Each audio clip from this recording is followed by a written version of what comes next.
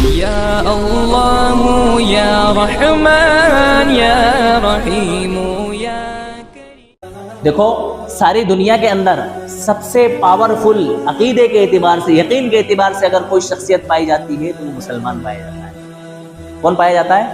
اس کے پاس کھانے کو نہ ہو، پہننے کو نہ ہو، اوڑھنے کو نہ ہو، رہنے کو گھر نہ ہو، لیکن اس کا عقیدہ، اس کا ایمان، اس کے جذبات اور اس کے حوصلے اتنے بلند ہوتے ہیں، اس کی ہمتیں اتنی پاورفل ہوتی ہیں کہ یہ دنیا کے سامنے ٹکرانے کے لیے کیا ہو جاتا ہے؟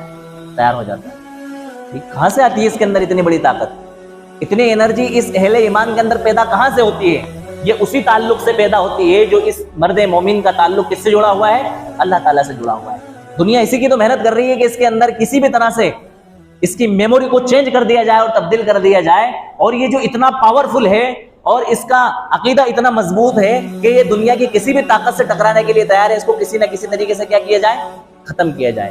اسی کے لیے دنیا کے اندر اتنی ساری محنتیں وجود میں آ رہی ہیں کہ بھئی ہم ساری دنیا کو اپنا غلام بنا سکتے ہیں، اپنا محتاج بنا سکتے ہیں، لیکن مسلمانوں کو اپنا غلام اور اپنا محتاج نہیں بنا سکتے، کیونکہ ان کا تعلق کس سے جڑا ہوا ہے؟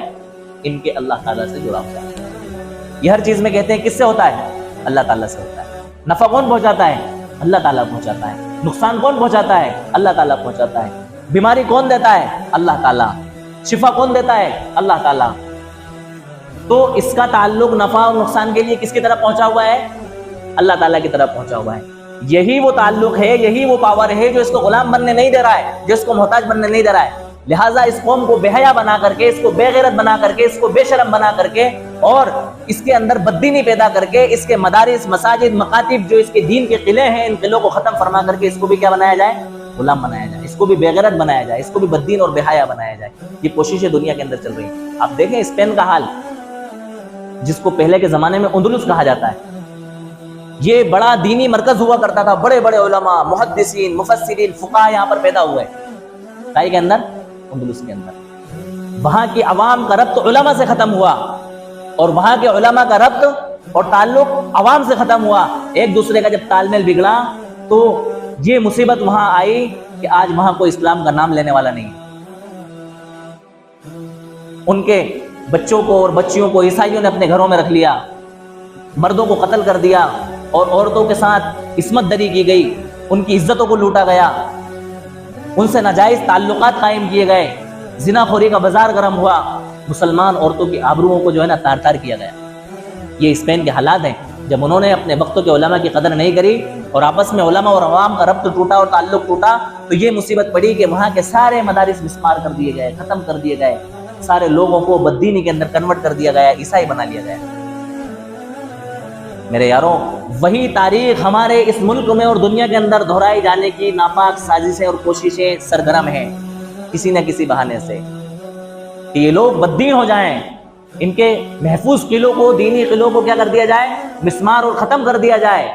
پھر ان کو غلام بنانا ہمارے لیے کیا ہو جائے گا؟ آسان ہو جائے گا۔ یہ کوششیں جاری ہیں۔ ان کوششوں کو ناکام کرنے کے لیے اور ان کوششوں کو منہدم کرنے کے لیے ہمیں اپنے ایمانی پاور کو کیا کرنا پڑے گا؟ بڑھانا پڑے گا۔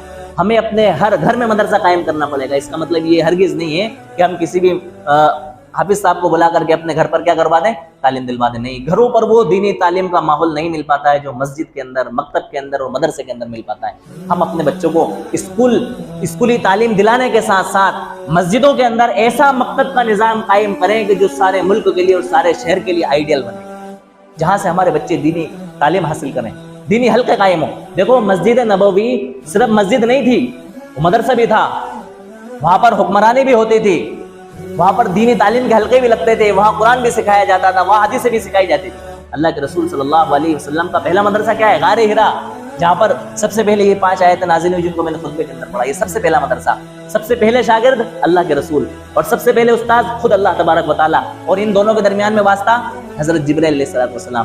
جب اسلام تھوڑا سا پھیلا، لوگوں کے اندر کچھ لوگ اسلام میں داخل ہوئے، تو ان کو تعلیم سکھانا تھی، دینی باتیں سکھانا تھی، ان کا تزکیہ کرنا تھا، دنیا کی قباحت ان کو بتانا تھی۔ اس کے لیے اللہ کے رسول صلی اللہ علیہ وسلم نے دار ابن ابی ارقم کا انتخاب کیا۔ یہ ایک گھر تھا جس گھر کے اندر اللہ کے رسول اس وقت ایمان لانے والے صحابہ کرام کو کیا کرا کرتے تھے؟ دینی تعلیم سکھایا کرتے تھے۔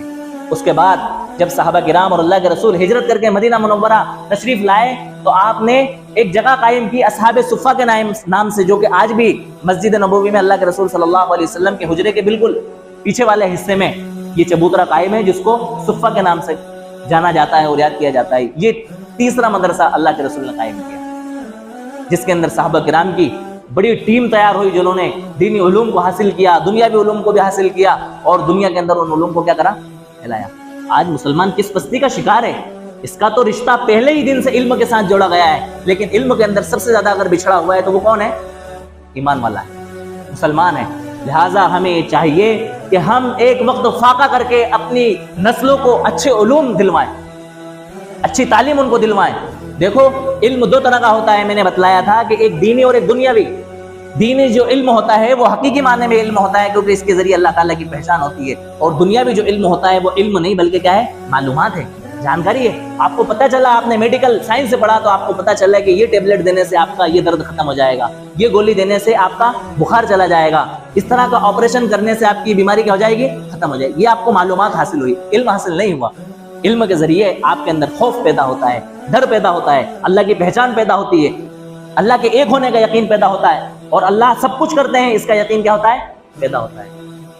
آپ نے سائنس سے پڑھا، اس کے ذریعے آپ کو ایک معلومات حاصل ہوئی، علم حاصل نہیں ہوا۔ علم اگر حاصل ہوتا تو آپ کی معرفت کس سے ہوتی؟ اللہ تعالیٰ سے ہوتی۔ دیکھو دنیا کے اندر چاہے کوئی کتنا بھی پڑھ لکھ جائے، لیکن اس کا تعلق اللہ تعالیٰ سے اگر نہیں جڑا، اللہ تعالیٰ کی پہچان اس کو نہیں ہوئی، تو پھر اس کا وہ علم جو ہے اس کو فائدہ نہیں دے پائے گا۔ چاہے وہ وقت کا پردھان منتری ہو، وزیر اعلیٰ ہو، وزیر اعظم ہو، جو بھی ہو، جو بھی ڈگری اس کے پاس میں ہو، وہ ڈگری اس کو وہ سب اچھے کام نہیں کروا پائے گی جو ایک انسان کی منشا ہے۔ دنیا کے اندر اتنی ترقی کرنے کے باوجود، دنیا میں اتنے پڑھے لکھے لوگ ہونے کے باوجود، اتنا فتنہ اور فساد، اتنا بگاڑ، اتنی بے حیائی، اتنی بے غیرتی، اتنی بے شرمی، اتنی زناخوری، اتنی حرام کاری، اتنی ساری چیزیں اور اتنی خرافاتیں کیوں ہیں؟ بھائی پڑھے لکھے لوگ ہیں نا، ان ساری چیزوں سے بچنا چاہیے۔ پتہ یہ چلا کہ ان کے پاس معلومات ہے، علم نہیں ہے۔ اگر علم ہوتا تو ان کو ڈر پیدا ہوتا ہے کہ نہیں رشوت حرام ہے۔ اگر ان کے پاس علم ہوتا ہے تو ان کو پتہ چلتا ہے کہ نہیں حرام خوری حرام ہے، ان کو پتہ چلتا زنا خوری حرام ہے، ان کو پتہ چلتا کہ کسی کی بہن بیٹی کی عزت اور عصمت دری کرنا غلط چیز ہے، کسی کا حق مارنا غلط چیز ہے، چوری کرنا غلط چیز ہے، ڈاکہ ڈالنا غلط چیز ہے، پڑوسی کا حق دبانا غلط چیز ہے۔ پتہ یہ چلا کہ ان کے پاس علم نہیں ہے بلکہ کیا ہے، معلومات ہے۔ یہ معلومات ان کو دنیا کی ترقی تو دلا سکتی ہے، لیکن لوگوں میں سکون فراہم نہیں کرا سکتی، دنیا کے اندر امن و امان قائم نہیں کرا سکتی۔ دنیا کے اندر اگر امن و امان چاہتے ہیں تو اس کے لیے آپ کو علوم حاصل کرنا پڑیں گے، جن کا تعلق کس کے ساتھ ہے، اسلام کے ساتھ ہے، ایمان کے ساتھ ہے، اللہ تبارک و تعالیٰ کے ساتھ ہے۔ اس کے لیے ہمیں اپنے مدارس کو کیا کرنا پڑے گا، مضبوط کرنا پڑے گا، اپنے مکاتب کو مضبوط کرنا پڑے گا، اپنی مساجد کو مضبوط کرنا پڑے گا، اپنے ائمہ کو مضبوط کرنا پڑے گا۔ سب سے بڑا علمیہ تو ہمارا یہ ہے کہ ہم علماء سے کٹ گئے ہیں، ہر عالم دین سے اور حافظ سے ہم بدزن ہو گئے، بدگمان ہو گئے۔ اس چیزوں کو بھی ہمیں کیا کرنا پڑے گا، ختم کرنا پڑے گا۔ وآخر دعوانا ان الحمد للہ رب العالمین۔